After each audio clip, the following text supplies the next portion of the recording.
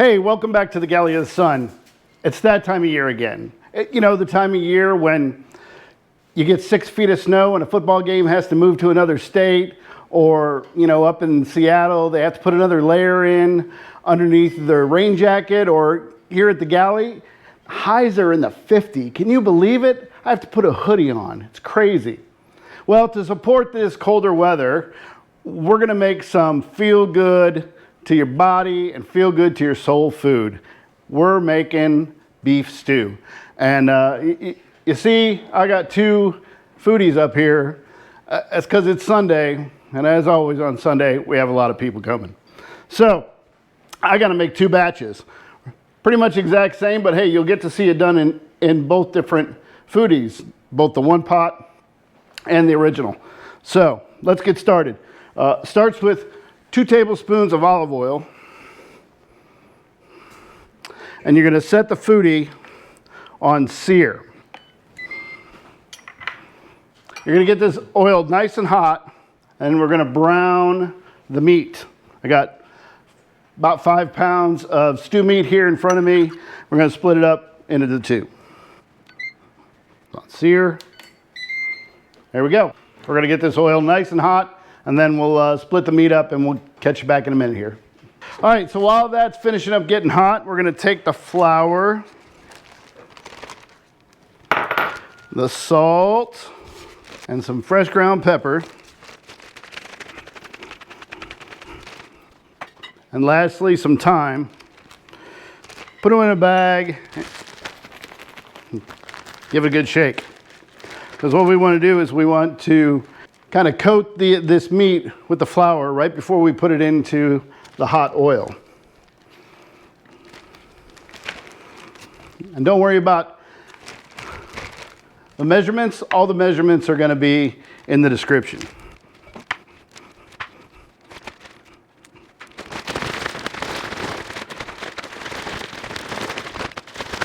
That looks good for that set. Let's do another. All right, those look great. So now, into the pot we go.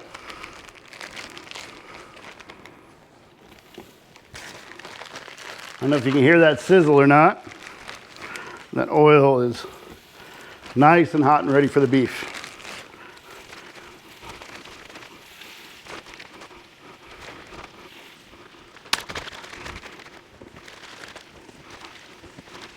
You can probably tell this is more beef than what's going to cover the bottom, so we're going to have to watch it and flip it over and make sure all the pieces get nice and browned. I recommend a slotted spoon for that. Now our foodies are the 8-quart size, so they're the bigger internal pot. If you're using the smaller one, you might want to cut this recipe in half, and it'd be pretty good. We're going to let these saute for 10, 15 minutes, somewhere around there. There's a lot of beef in there, so it may take a little longer if it was more than just one layer. So we'll kind of play it by ear, and at the end, we'll let you know how long it took. Okay, those are both looking great. So now we're going to add about 6 cloves of garlic.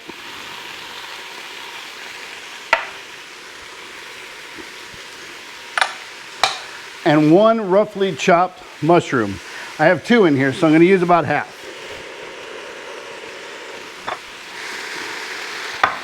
The other half will come in shortly.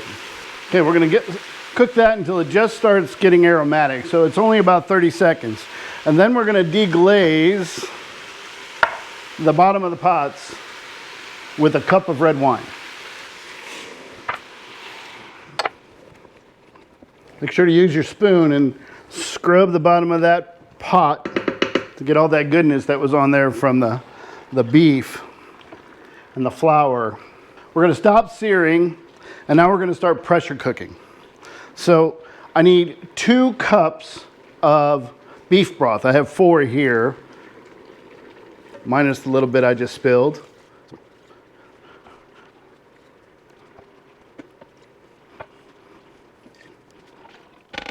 Okay, so now we're going to pressure cook. So we're going to close lid, go over to pressure. We're going to pressure cook it on high for 8 minutes. Once I get the right lid.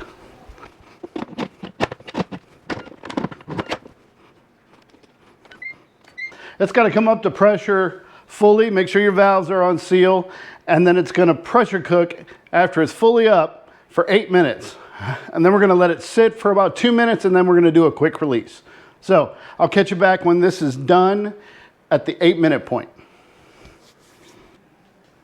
Okay, we're back. 8 minutes on high pressure and right at 2 minutes on the natural cool down for the old style Ninja.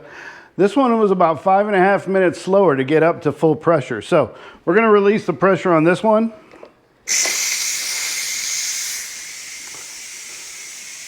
And once it's fully released, we'll continue. We're going to add the vegetables, add some Worcestershire sauce, put the lid back on, get it back up to pressure, and pressure cook it for another 3 minutes on high pressure. Okay, first, the Worcestershire.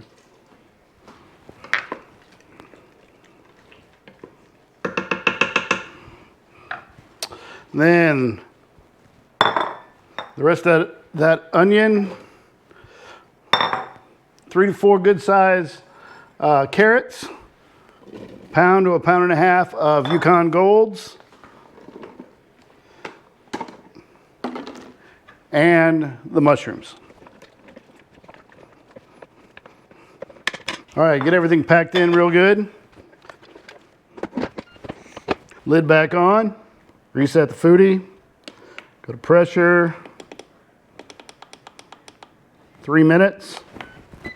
And let that come back up to full pressure. Here over on the one lid. Whew, that was a little warm.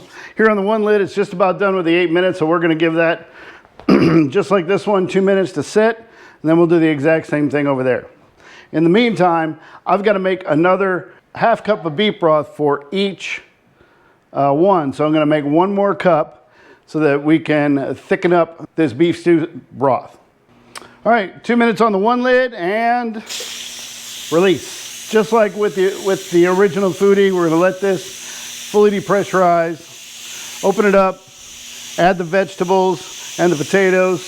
First put the Worcestershire sauce in, give it a good mix. Put the vegetables in, close back up, pressure cook high for another 3 minutes. Woo-wee. Doesn't that smell good? All right. Worcestershire. Give it a good stir. Remaining onions. Carrots. Mushrooms. And finally, those beautiful Yukon Golds. All right, on with the lid. Back to reset. Pressure cook 3 minutes, and we're off. All right, this original is still coming up to pressure. This one's just starting. So when this one's done, I'll get right back to you. I'll see you then. All right, 2 minutes on the original and immediately venting. Now, you didn't think we were done with that flour, did you? So, we got that half cup of beef broth that I just made. I'll put the flour in here.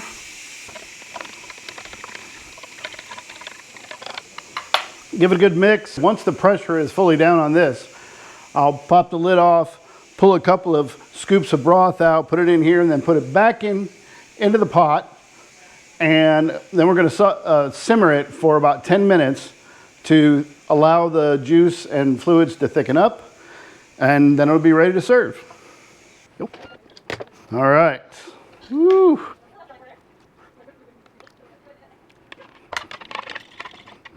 All right.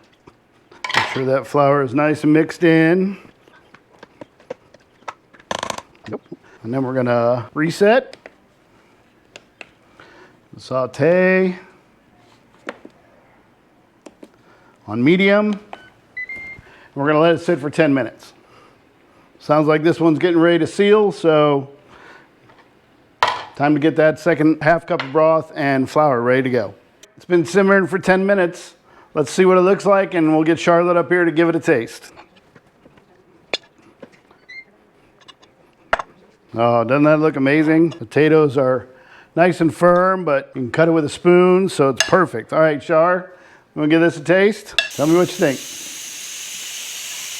It's probably a little warm. It's probably lava hot. On the taste of potato. Still got some texture, not mush. Yep. Not much. Perfect. Very good.